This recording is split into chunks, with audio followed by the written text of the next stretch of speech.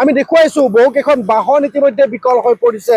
এখন ই ৰিক্সা, এখন স্কুটি, সন্মুখেৰে এখন বাহন আহিছে, যদিও বা এক বিপদসংকুল যাত্ৰা বুলি ক'ব লাগিব, কিয়নো এই যি বাঢ়নি পানী, মেঘালয়ৰ পৰা নামি অহা বাঢ়নি পানী, এই বাঢ়নি পানীয়ে আচলতে বেহাৰবাৰী অঞ্চল ধুৱাইছে।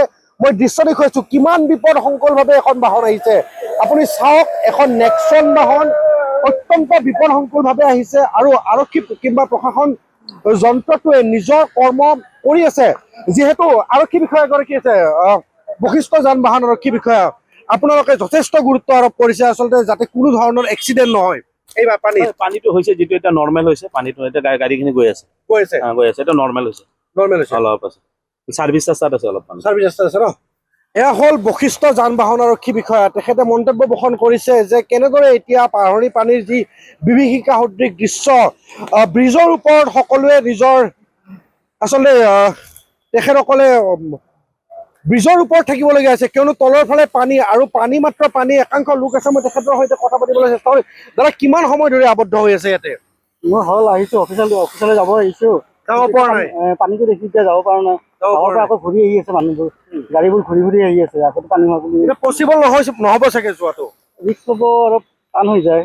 যাই আগত গৈ পেলাই যদি ফচি যাওঁ, কথা এনেকুৱা। মই নিশ্চিতভাৱে দাদা, আপুনিও চাগে কামলৈ যাব ওলাই আহিছে? হয়, মই মানে চানচাৰী যাম, এইমছত ডক্টৰ দেখাব যাম। ওলাইছো ঘণ্টামান আগতে, কিন্তু এতিয়াও যাব পৰা নাই।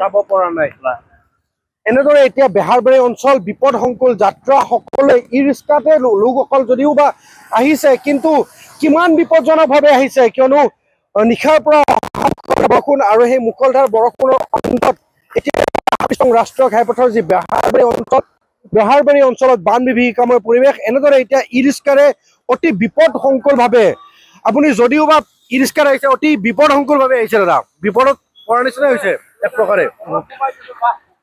এনেদৰে এতিয়া মহানগৰীৰ ৩৭ নং ৰাষ্ট্ৰীয় ঘাইপথৰ আমি দৃশ্য দেখুৱালো।